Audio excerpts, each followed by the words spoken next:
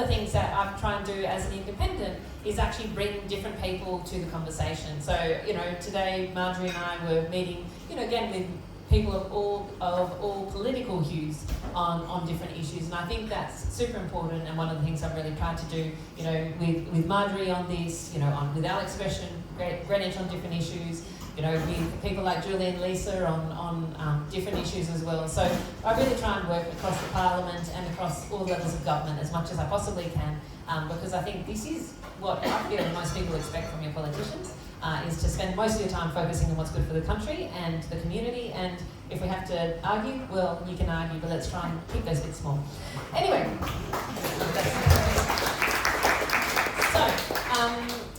so, and as I said, we're going to focus a lot, particularly on issues facing the LGBTQI plus community and recent reform, because there's been some actually really positive recent wins in this area. But I know that there are many other issues that affect all of us, the community, whatever your background, whatever your sexuality or gender.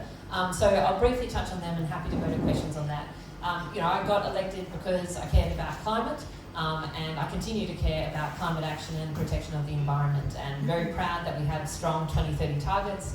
Like them to be stronger, but we're actually on track to meet them, which is actually the most important thing. But also have things like fuel efficiency standards and more going to households to help in that area. I've also been working very much around, I think another key value of this community is kindness and community. So I tell this story. I met this guy, Sean, in Bondi a while back, and I said, what do you care about? And he said, look, I care about the natural environment. It's a beautiful place. I want to, pass this on to future generations. He said, I want us to be a kind society. I want us to treat each other decently. And he said, and I'm a small business owner, and that's one of the most important things to me. And I still think those are pretty good summary of what people in the community care about. People have different emphasis on each of those, but most people recognise, we have one planet, we have one environment, we have a society that we care about, and that is important to treat each other with decency. And we also need the economy to work, because that's really important to all of us. So I'll continue to focus on those three areas. So in terms of climate, I talked a bit about it.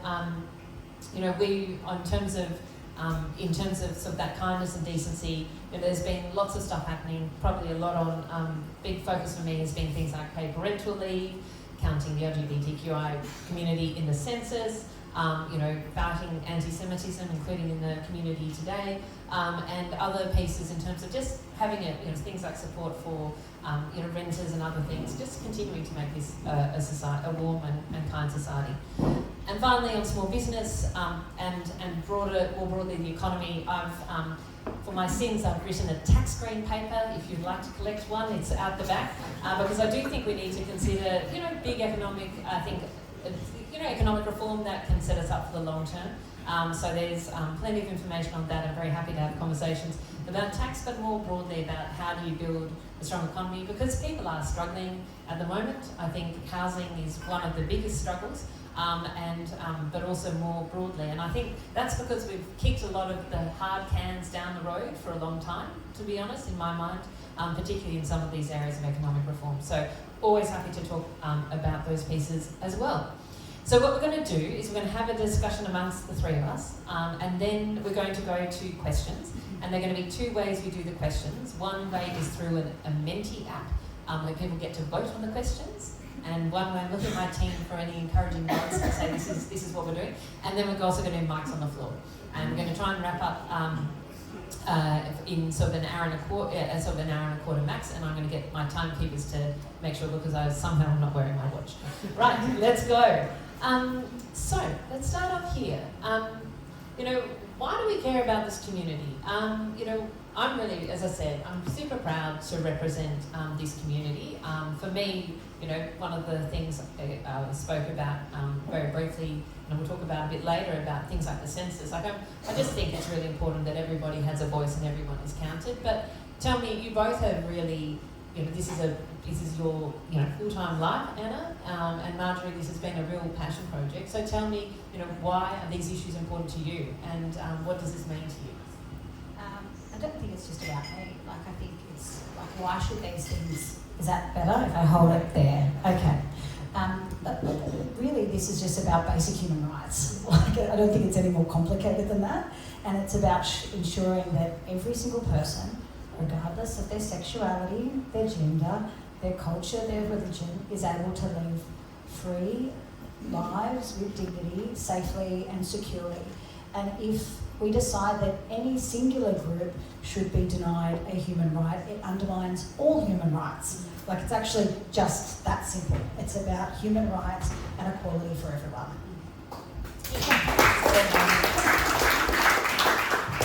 Anna, can you tell us a bit about Equality Australia, about the work you do and why it's so important? Well, sadly, we're in 2024 and LGBTIQ plus people still aren't equal before the law or in the eyes of society. So we need to exist because LGBTIQ plus people deserve to be equal, and that means celebrated as who they are, as well as all of the laws and policies in the country, including in New South Wales, treating them with dignity and respect.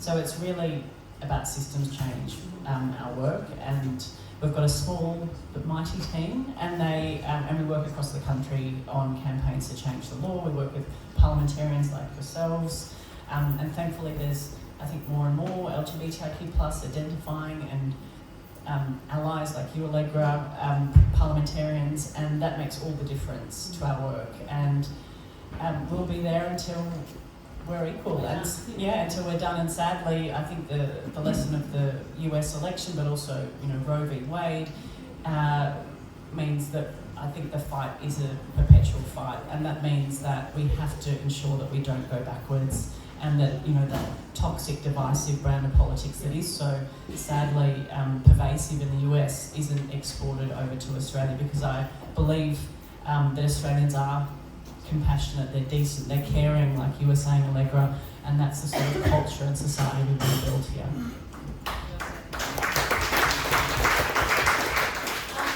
So there have been some recent wins, and at the New South Wales level, congratulations. The New South Wales Parliament has just passed an equality bill. So I know both of you were passionate and supportive of this. So Marjorie, do you want to start out and tell us what this means, what is passed and what is still to be done at that New South Wales level? Yeah, I think I also just want to start, the Equality Bill is one of actually many things that were achieved this year for the LGBTIQI plus community. We started with the banning of conversion practices earlier in the year, and then we had an apology for the criminalisation of homosexuality. We've announced a special commission of inquiry into hate crimes, gay hate crimes, and then we had the Equality Bill as well. So it's actually been a really huge and successful year. So I think there's the moment we should be taking here to actually reflect on everything that has been achieved. And I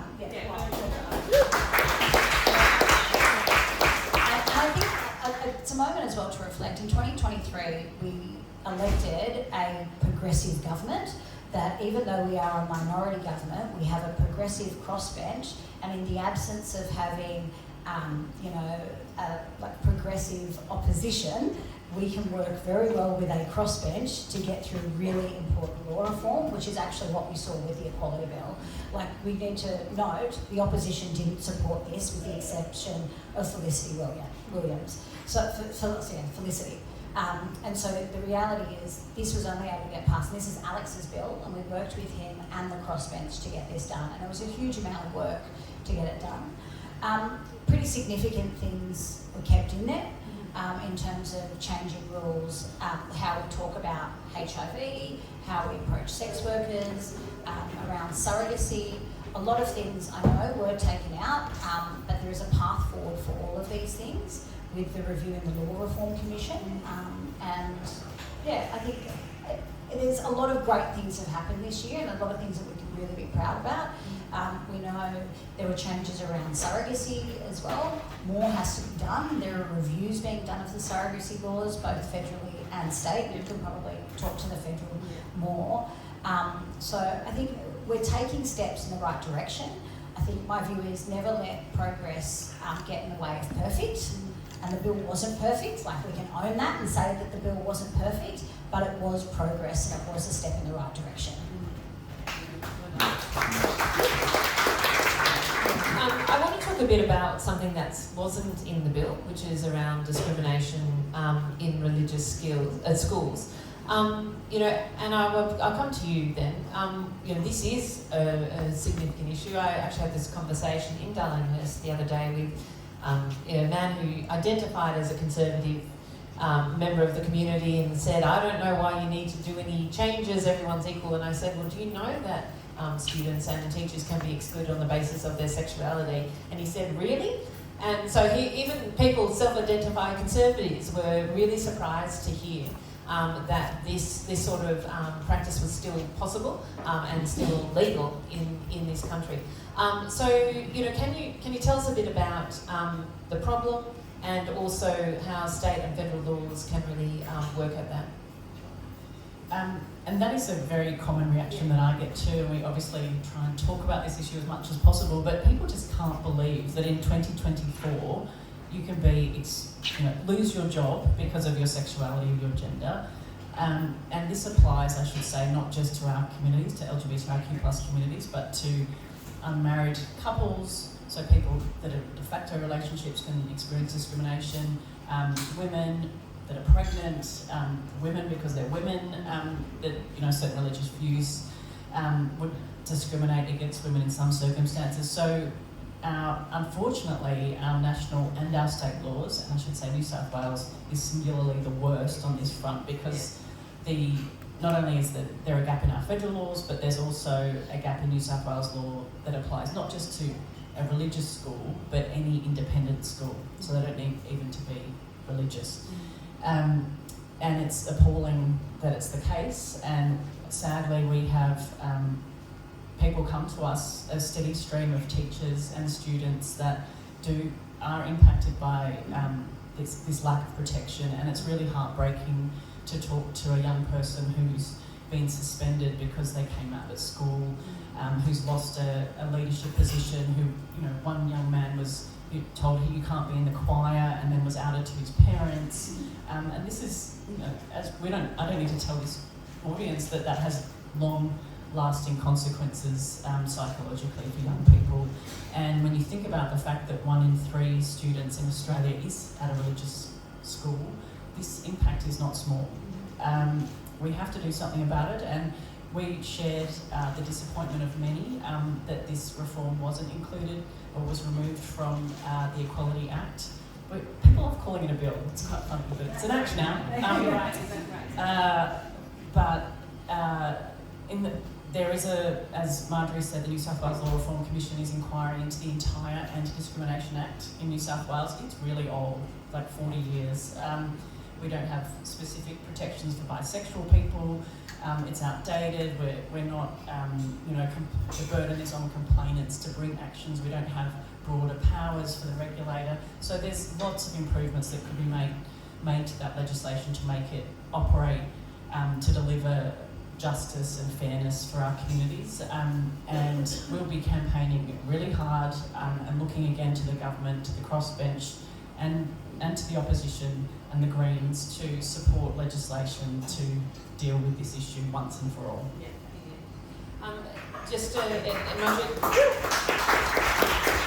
Marjorie, did you want to add anything from the New South Wales? I'll touch briefly on federal, because this is something that is state and federal. Yeah, look, I think that going through the Law Reform Commission and actually doing an entire review of the Act is really important. I also think it's important for a variety of reasons. The Act is outdated and it needs to be modernised to reflect modern views, our modern views of the world. I also think often what we see with things like this is when we look at the LGBTIQ+ community as itself in the Act, it often gets picked off then, and you then have, it's an opportunity for bigots and homophobes to hone in on issues. So then when we can look at the Act as a whole, we can actually modernise this Act to reflect our broader society. I think it's a much safer and nicer way. And for anyone who's ever sat through any of the legislative debates, either around conversion practices or even around this equality bill, or that they can be pretty awful debates, right? They're pretty awful. And so if there's any way in minimising the hate speech in these debates, I'm absolutely all for it. I do also, though, legitimately have concerns that when the states do things and the feds do things, it becomes this to and fro, back and forth. And so it's like, oh, we've done this, but we're now going to wait for the feds to do their thing. And then if the feds are doing it, because we need to have this unilateral approach. And so I think that for me is a legitimate concern that I have in this process. And of course we, and Allegra, you've been working hard on this issue alongside the crossbench, and we're really grateful for your support. But obviously the Albanese government shelved plans to introduce reforms to the national laws that would have protected our communities in education. So that was deeply disappointing, and obviously we're on the cusp of an election and we don't know what will happen next year.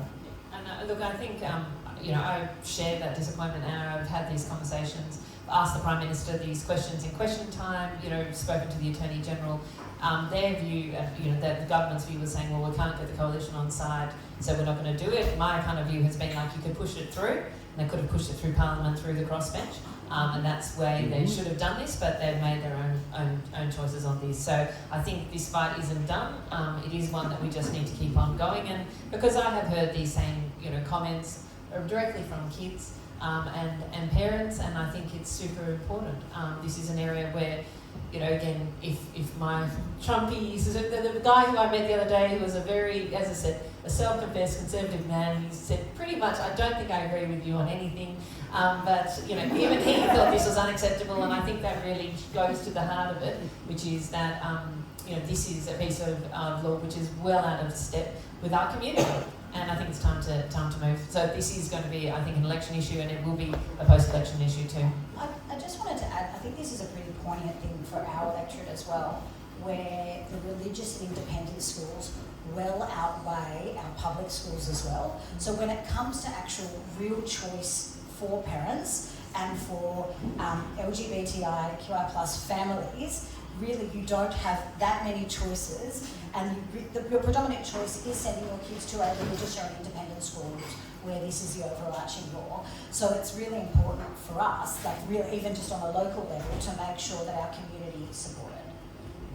Allegra, we touched on the Equality Act a little, but I just wanted to emphasise, I guess, the sheer magnitude of reform that's been achieved in that one piece of legislation. And I think all credit to Alex Greenwich. It was really his vision behind the legislation, and we did an audit of the New South Wales statute book. We thought it was crazy when Alex first spoke to us. We're like, are you completely mad? This would take forever, but we did it anyway. We identified 500 laws that needed amending or the language needed improving, and then Tammy, Alex's long-suffering, incredibly effective staff member set about developing the legislation, and it was actually developed in a year, which I think is remarkable. And we have, we were the last state in the country, and we've finally done it. We've got birth certificate reform for trans people, no longer surgery is no longer required to update your birth certificate. We have recognition for non-binary people. Young people can access ID that reflects who they are. this is hugely life-changing reform for many people in our community, particularly this community. The pathway to parentage for children born through surrogacy is actually leading the country now. In a way, it was clever to include so much in one bill, so no one issue got too much scrutiny.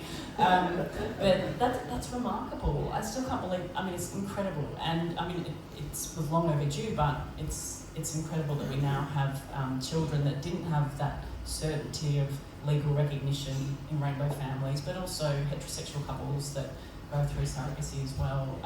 It's truly incredible. And that's just one of the things as well, which I think is really important for vulnerable young people, is children that are in care, their sexuality and gender identity is now taken into consideration when finding them foster homes. Right? So the most vulnerable children in our society are now, there is a framework for making sure that they are looked after. Next. Yeah. Look, we have to celebrate. I know it's all easy to focus on what needs to be done. It's good to focus on 3 hours. Let's do it. But That's a no, lot. that is it is, and credit to all of you for what that has been achieved. But then I want to talk to hate speech and vilification. This is, we are seeing hate speech and vilification against the LGBTQI plus community. And again, I'm not trying to be the downer. I'm trying to just face some of the facts. Can you tell us a bit about what that's looked like? And again, what the federal levers. I'm happy to give the update from my end, but I'd love to hear, Anna, from you first. Well, sadly, it's a pretty bleak picture out there at the moment for our communities. I mean, I don't need to tell anyone that's read the news today. We're having some really disturbing and sickening attacks on men that are using the Grindr app, that are being beaten and filmed and called pedophiles online. It's horrific. So this is happening. This is not just happening in New South. The Grindr attacks are not just happening in New South Wales. They're happening in Victoria as well. We had 2 men in Rundle Mall in Adelaide recently that were attacked. They were holding hands.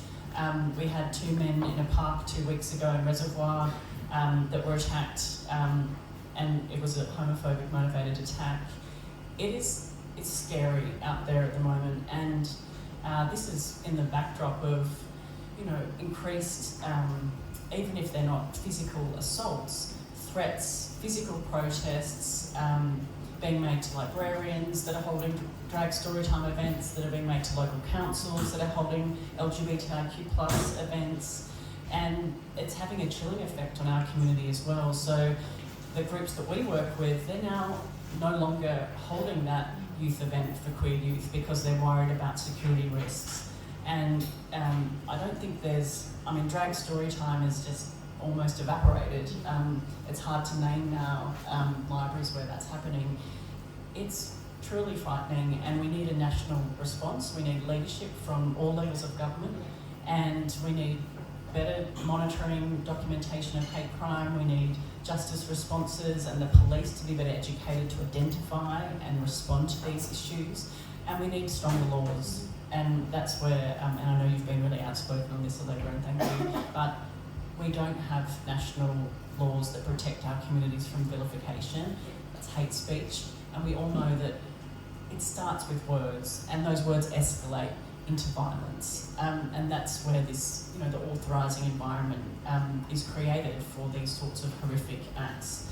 And we need our political leaders to call that out, and we need them to act on it absolutely urgently. Look, I really agree. So just for an update, there is a review of some of the sort of laws against incitement to violence in front of the Parliament at the moment. The government has put forward draft legislation. It is has just been in the Senate committee. And there are positive things, I think, in terms of the draft legislation, because currently the incitement to sort of violence and vilification leading to violence laws it's such a high bar that it's pretty much impossible to get a prosecution from it. So they're looking at some changes that would make a prosecution, easy to achieve, obviously in appropriate circumstances. But the piece that is missing currently is the serious vilification piece. And it really, I've spent a lot of time, more time than I would like, with people like the head of ASIO, Mike Burgess, who always keeps on saying words matter. We know where words lead. And there are certain phrases that people, I think it was, I don't have the sheet in front of me, I think it might have been, someone holding up a sign saying some die pedo freaks. That would not be classified currently as vilification or incitement to violence, even though when I look at that and I go, that is somebody who is wishing ill and is trying to incite people to take ill action. So those are the sorts of things that aren't currently included in the legislation. Equality Australia has put forward some reform that could be in that. The Jewish community has also put in reform, and as have other religious organisations, because it's not just about this community, it's about anyone who's trying to incite or vilify parts of the community in a very serious way. So I've spoken to the Attorney General and the Prime Minister about this. The law will come back, I hope, in February if we go back. And that is the time I think we will be pushing to go harder and see if we can get those changes through the Parliament. So we'll see. Well, there has been some positive moves in health today, Anna. So again, we're going more positive towards the end as we back up through our questions. Tell me, obviously, we've talked a lot about the legal frameworks, but obviously, things, if you don't have your health, you don't really have much else. What has happened today on health? Yeah, well, the good news is, and this was actually announced at World Pride in 2023 by Health Minister Mark Butler and Assistant Health Minister Jay Carney. They announced that they would develop a national plan for LGBTI health, and just today that plan has been released along with $18 million worth of funding. So, can you tell us any more about the plan? Are you still going through it because you just got it today? I can tell you that it was a really landmark consultation with our communities. So it obviously took from March 2023 until now. So there was a really in-depth, I would say, probably Australian first, in-depth co-design process with our communities, which is really to be commended. There is $13 million worth of funding for LGBTI community health organisations. We all know how important it is for, we know about our health better than anyone else. So we need to harness and support community-controlled health organisations like the wonderful ACON here in New South Wales, but organisations like that across the country. We also have, I think, support for intersex peer support, the lesser-known INE, the LGBTIQ+ alphabet soup, but a really wonderful broad range of initiatives, and I think it's truly I guess a credit to the current government that they've released this today, and we do have a pathway forward to improve the shocking disparities in health outcomes for our communities. I think there was a shocking statistic today around our poor health. I think a lot of us know about mental health outcomes for our communities, which, it should be a national crisis. They're absolutely shocking, it's particularly trans young people wanting to attempt suicide. But also in our general health, we have, I think, double the rate of people in our community rate themselves of experiencing poor general health. So something needs to be done, and there's going to be lots done about it very soon. Very exciting. Well done. And before I go to others, questions from the audience, I do want to finish on the positive note that progress is possible, and talking about the census. Now, it's funny because I remember one of the first times I met you, Anna, and I was really saying, well, what are the issues that are important to the community? And one of the things you said to me was saying, look, data matters. It was what I learned when I was in business was what gets measured gets managed, and if you don't measure it, then you don't do anything about it. And that was a really important point in relation to the census. The government had a very big wobble where they decided they did want to include questions in the census, but I think it was really pressure from the community, and I'm really proud to be pressure from the crossbench in particular to say, look, hey, grow a spine, do something about this, because you promised you would. You know that actually the community is behind you, so just get on with it, because this is what the community expects. And so now we will be ensuring that so the LGBTQ community will be counted in the census, and that will, I think, help both in terms of that recognition of community. That's I think super important. As one family said to me, I want to know what other rainbow families are out there. That's important to me. But also very much ties into the point you made earlier about services and making sure that's there. So that's why I thought it was important. Anna, do you have anything you want to add to that? No, I think you nailed it in the sense of that being seen, I think, is really important to us. I think particularly after the data collection we didn't want or need in 2017 about the Marriage Act that we all endured, it was even more a visceral sense of erasure that many of us felt in 2021 when the census didn't ask us about who we were as people and acknowledge all parts of our identities and experiences. So we started a campaign at that time and actually brought a legal complaint against the ABS, which ended up being settled and has led to a process where the ABS consulted with the community and developed a recommendation for government. We thought this was going to be a no-brainer. Who could argue with data? It's vital, as you said. It's transformative for the health plan, for instance, that was launched today, to know what we're measuring against and where services need to get to. But I was absolutely shocked when I received a phone call on a Sunday morning letting me know that this wasn't going ahead. And I think, the government did reverse that decision. And I think rather than focus too much on the big debate around that time, I think what we did see was people, parliamentarians from all different colours stood standing up for our community, allies standing up for us during that time, and it was a bit like marriage equality. People really coming out of the woodwork, supporting the need for data, which who would have thought, who would have thought I'd know so much about the ABS and its data collection, but now we do, and now it's being collected, and that's going to be hugely important for our communities. Well, that is a positive note to finish on. So now we're moving to questions.